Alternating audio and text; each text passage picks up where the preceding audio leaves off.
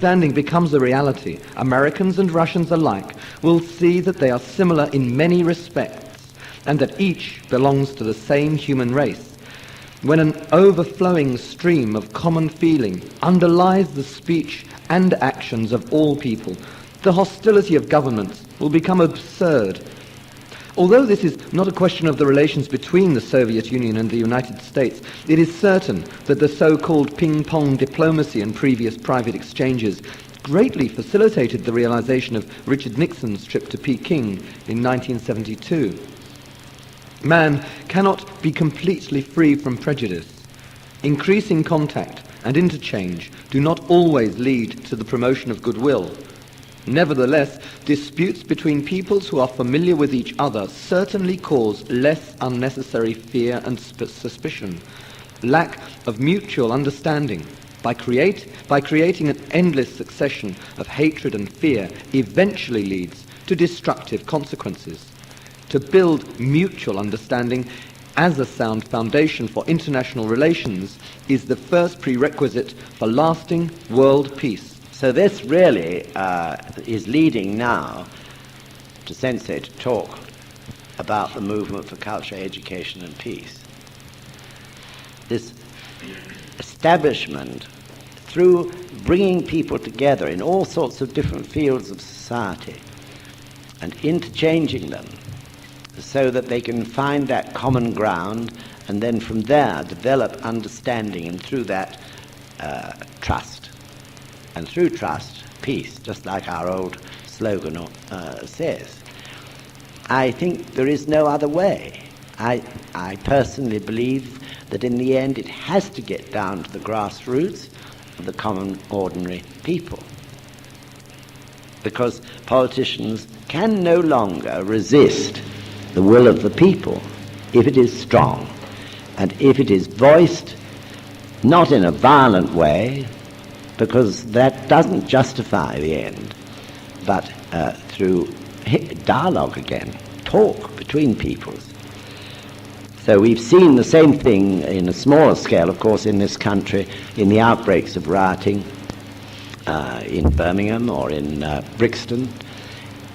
In the end, the fuel for that is often an inability for understanding between one ethnic group and another, or between one group and their local authority, or whatever it may be.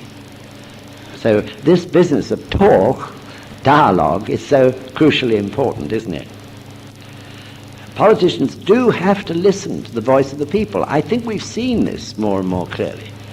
They have to.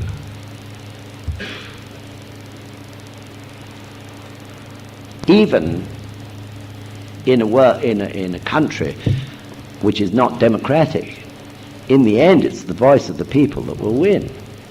South Africa is not democratic. It has a framework of democracy, but it doesn't use it. In the end, the voice of the people is what will win there. But the worry is, of course, that if human beings are obstinate and blind and filled with pride or arrogance, then it'll take them that much longer to listen. What helps us to listen above all, of course, is religion, and particularly the religion that can actually bring about that change. We see it on our own doorstep in Ireland. I'm hoping now there are signs that the people are really voicing their views. My last two visits of Ireland, on the telly and so on, I found people were voicing their views that this cannot go on. Quite ordinary people in a chat show and that sort of thing. You didn't hear that 5 or 6 or 7 years ago. It's more apparent now that people are beginning to say this has got to stop. And if they go on saying that, in the end it definitely will stop, because the governments will start to take action, and the voice of the people will swamp those evil forces which are working to maintain trouble in Ireland for their own gain. Because in the end, Ireland, though at the base of it, the excuse for it is religion, but it's being exploited, as is always the case, by evil people who are using it for their own profit, in terms of the protection rackets and so on that exist throughout, for example, Belfast and other parts of Northern Ireland. They stir up trouble for their own ends often. So it's so complicated, it's true, but on the other hand it is not complicated for the human beings involved to say enough of this. It's got to stop, and to go on and on saying it until the politicians realize they've got to do something. And it gives the politicians the courage then to do it. So towards the end now, Sensei really begins to directly challenge, or you could say use the principle of shoju on Toynbee. So if we could read John 242, page 242.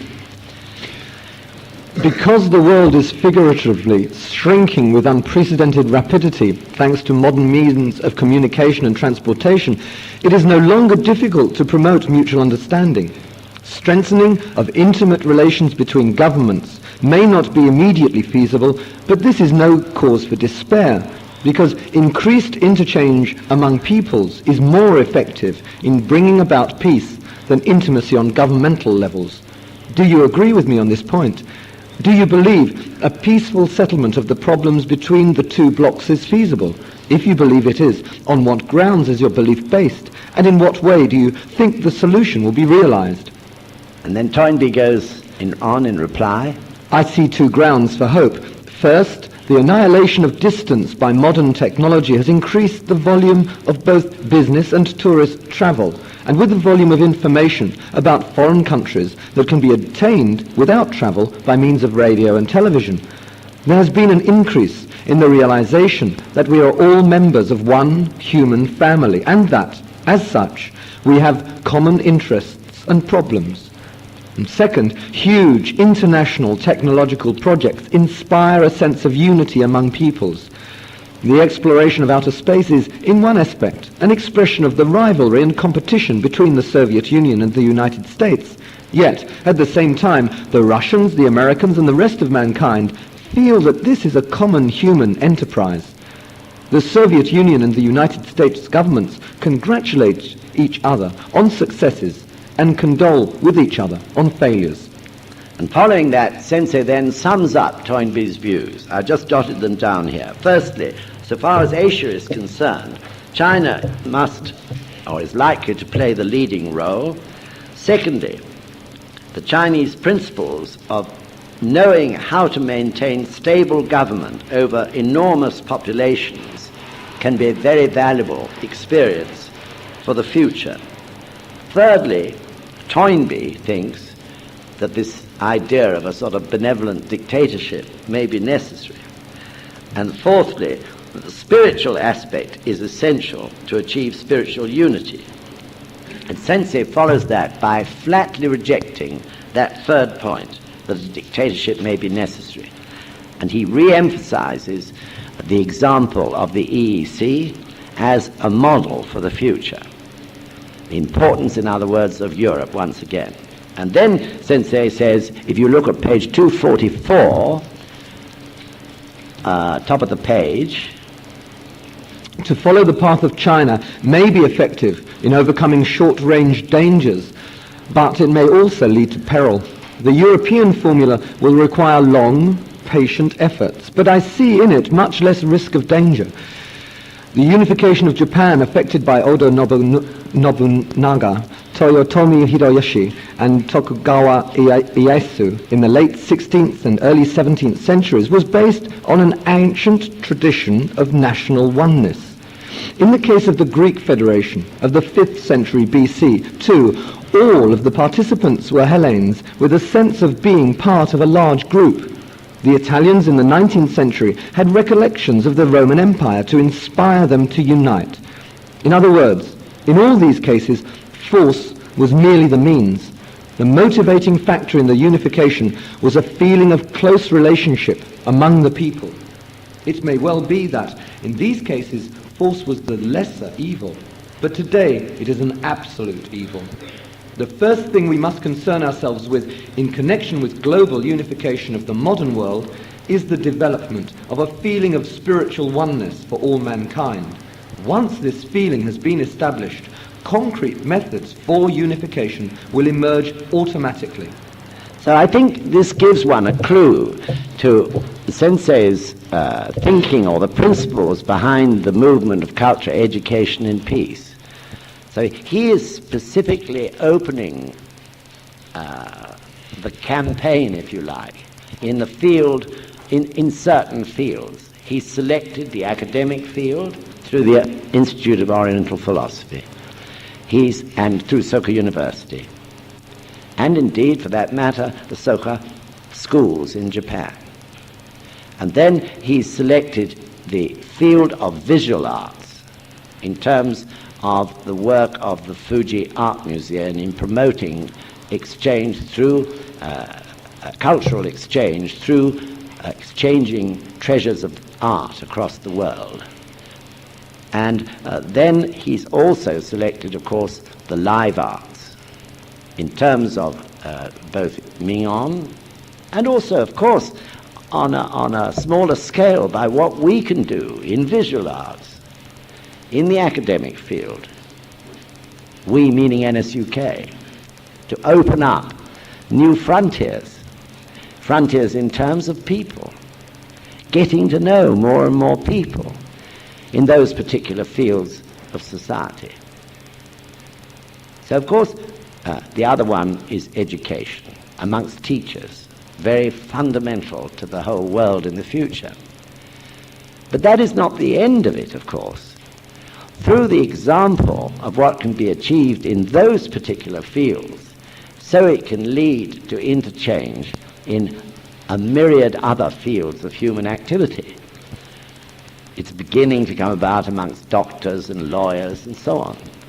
It can spread in every direction because there is common ground. There is common ground between a doctor in Peru or in Japan and a doctor in Germany or England, isn't there?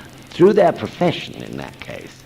There is common ground always in people who are doing similar sorts of work wherever it may be in the world. So the more you can establish relationships which are based at the beginning on some form of common ground, then inevitably it will expand outwards, and the trust established based on that common ground can lead to trust in matters that so far in history human beings have mistrusted each other. So we're in it at the very beginning, but it's something that can expand outwards through the live arts also, through visual arts, through all sorts of fields of activity, to every corner of the world. In other words, the human beings of the world can unite to an increasing degree, step by step, through these threads of human understanding. And that Sensei believes, and I believe, is the only way in the end, because politicians will never achieve peace that is lasting on their own. And of course, fundamental, deep below that, is the human revolution. It's the power of people who are doing their human revolution and practicing to the Causton which can maintain that relentless force which can bring about the development of such a movement. Of course, people in those interchanges may not practice for reasons of their karma or whatever. But the power of the development of it must come from people who have incredible life force, who are willing to go at it day after day after day in terms of their own individual human revolution and spreading, that influence around them. That's what this movement is all about, isn't it? So on page 244, we've done that one. 245, John. This is President Ikeda. Today, Christianity, Islam, Confucianism and Taoism have fallen into a powerless state, and we face the question of finding a new religion to unite all the peoples of the world. Of course, a religion must not be enforced upon people. Unless it is supported by a spontaneous human search for truth and the fervour of faith, it is meaningless. The religion required for world unity must appear reasonable to man. Modern man's reasoning faculty forbids illogical doctrines. Such doctrines might appeal to a small group of people because of their very illogicality, but the majority will not believe in them.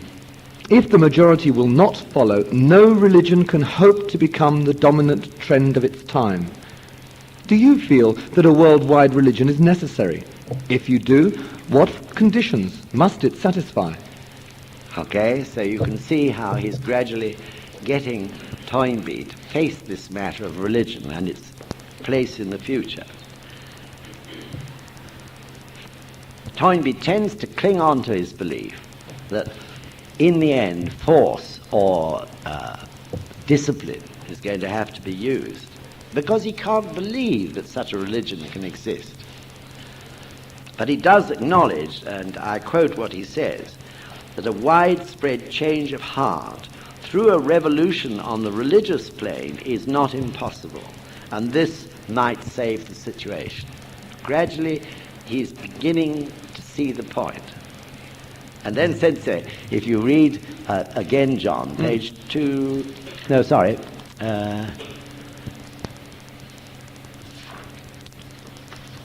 if we can give Toynbee's closing words in those last two paragraphs on page 246. The key precept of religion is that self-mastery is man's first task. We must master our greed and our pride. These two fatal human failings have perhaps never been so rife as they are in the modern age, when man has turned the tables on his natural environment as a result of his progress in technology. Man's recent victory over nature has inflated his pride and, at the same time, has increased his power to indulge his greed. Yet, the achievements of science and technology, of which modern man is so proud, have solved some of man's old problems only at the cost of creating new ones. In the so-called developed countries, the price of material enrichment has been the pollution of the natural environment and a social conflict over the division of this newly made wealth among the participants in the production of it. The present sequel to the Industrial Revolution is demonstrating that, in spite of his scientific and technological prowess, modern man, like primitive man, is not master of the situation in which he finds himself. He has failed to master it because he has failed to master himself. Self-mastery is the only means of avoiding self-frustration. This truth was proclaimed by the traditional religions. I believe it will be proclaimed by any serious future religion. To master oneself is the essence of religion as I see it, and I think a future religion that preaches this traditional religious precept will win the allegiance of mankind, because this precept is, I believe, the only effective response to the challenge of being human. It's rather great words by the old man at that stage, I feel. And, of course, he is saying in those words that this religion has to have the innate power to actually bring about this change. And the problem with religions in the past, of course, is that they have been weak or partial in one form or another. And as a result of that, they have been exploited and used by governments and by politicians. We see this, the use of religion as a means of maintaining control over the people in many places in history. Certainly in the history of Judaism and Christianity, where the people were actually controlled by the ruling authorities and, of course, using the priests as their minions by means of fear or guilt and that sort of thing. Or in the case of Islam, the Muslims, through inciting the people to go to war, actually inciting them in the name of religion to commit violence and to dominate others. So it's not surprising that Dr. Toynbee had such a view. He's a great historian. He'd studied these religions in every part of the world and their effect. That's why he was fearful of religion at the beginning of this book. So alternatively, weak religions can actually bring about one part of or country following that religion to fight against the other. Sometimes over religious dogma. In history we've seen that a lot in Europe. The cause of war was an incomplete dogma or doctrine which had holes in it. So people fought over what should fill the hole. And so Toynbee, however, acknowledges in the end that religion is going to be essential, and that the human revolution, really he's saying, is the only acceptable way, that there must be a religion that can bring about that revolution in the hearts and minds of people. And of course it's true that in all the dialogues that President Ikeda has taken part in the end, that is the understanding which these men have agreed to. Dr. Peche, and before it's too late, Dr. Wilson, all of them see that in the end, when you get down to brass tacks, to the roots of everything, the human revolution is vital, and that without the human revolution taking place in more and more people, the peace of the world can never be established. So I feel, this section is so interesting, not only because it's a brilliant review of the state of the world, and indeed an intelligent process of thought on the way on the surface of life, gradually world peace may be a possibility, but also it's leading to the culmination of this point in terms of Sensei introducing the teachings of Nichiren Daishonin to Dr. Toynbee. And this he does in this last section of the book. I think this last section of the book is the most marvelous brief introduction to Buddhism, to Nichiren Daishonin's Buddhism, that you'll find anywhere in any of the books that have ever been published, actually, in those few pages. It's beautifully done, and a wonderful example of the way Yukin Shakubuku, after all, a great scholar, nearing the end of his life, who had an unbelievable broad concept of the state of the world and was troubled about the future. So these books, however influential a person may be, can have such profound influence. And I'm really concerned that this book should be republished. I'm determined that it's one of the things that SGI-UK must achieve, is the republication of this book. Because, in fact, it's not dated. Maybe there are a few things which need editing, but mostly it's not dated at all, despite the years since it was actually written. And we need to get it out, properly promoted, on a wide scale of distribution. I think one can only put it down to the negative force of life, that for some extraordinary reason this book has been less well promoted and distributed in this country than in almost any other country. Its German versions and Spanish versions and Portuguese versions and Chinese versions are all selling like hotcakes. But here, where it was actually carried out, the Oxford University Press didn't do anything about it. So we must get another, more dynamic publisher to really do something about it. And in a way, that's why, if we can get Hutchinson's, who are publishing this new book on an introduction to Nichiren Daishonin's Buddhism, may well be the people who will do it.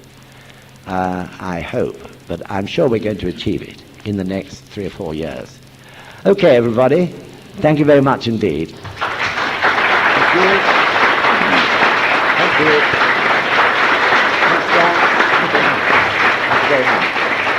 Yes. Looks like a question from the back. Yes, 4 minutes. Very unusual for us to finish 4 minutes early. I'll read it out, actually. Sensei mentioned the importance of Europe and unity in Europe. At Causton more than anywhere else, one sees such unity and the great creative potential arising from such unity. However, my feeling is that this sense of European unity is very weak in the UK.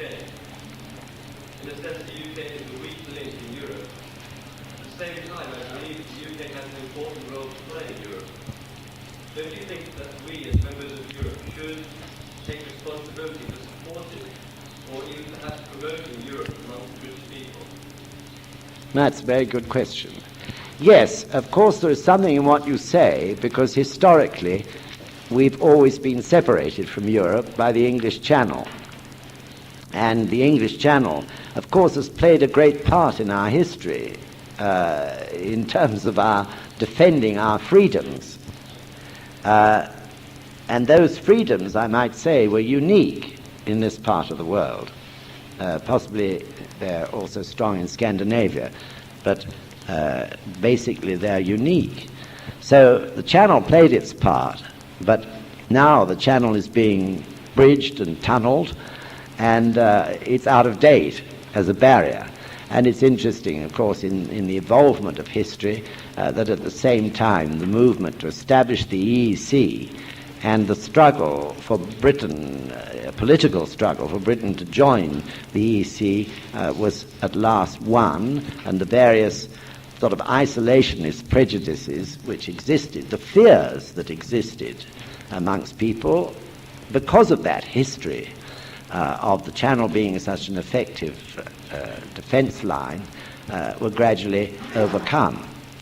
So in that sense, you could say that our feeling as Europeans is less obvious or weak. This is so because we're not used to thinking of ourselves as Europeans. But the greatness of Tretz is, of course, that it compels us to think as Europeans. So in fact, so far as SGI-UK is concerned, first of all, the important thing is to get as many people to Tretz on courses as one can, because there, for the first time, they have to grapple with that problem.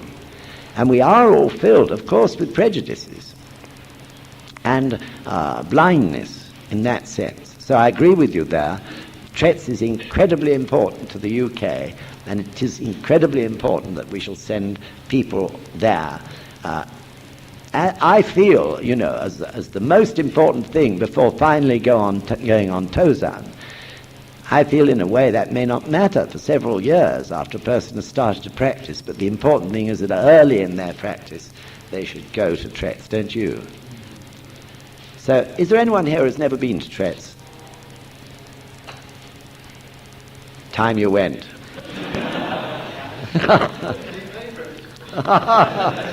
The Gahonza will do that for you. If you have the itching to go, you've got no problem there. Yes, what you never had, you never missed, Mr. Causton. What? What you never had, you never missed. Maybe. Yeah, that's right. That's right. I think so. That's a very good point. I agree with that. It's a matter of ichinen, isn't it? So anyway, broadening one's view through this sort of thing can help to strengthen that ichinen, don't you think? So yes, I do think this is a point. So far as what we can do practically, that comes back, doesn't it, to the way of Kosen Rufu. The way of Kosen Rufu is on one's own individual path. The more that we as individuals talk about the importance of Europe for the future peace of the world, the more that thought enters other people's minds and they begin to think about it.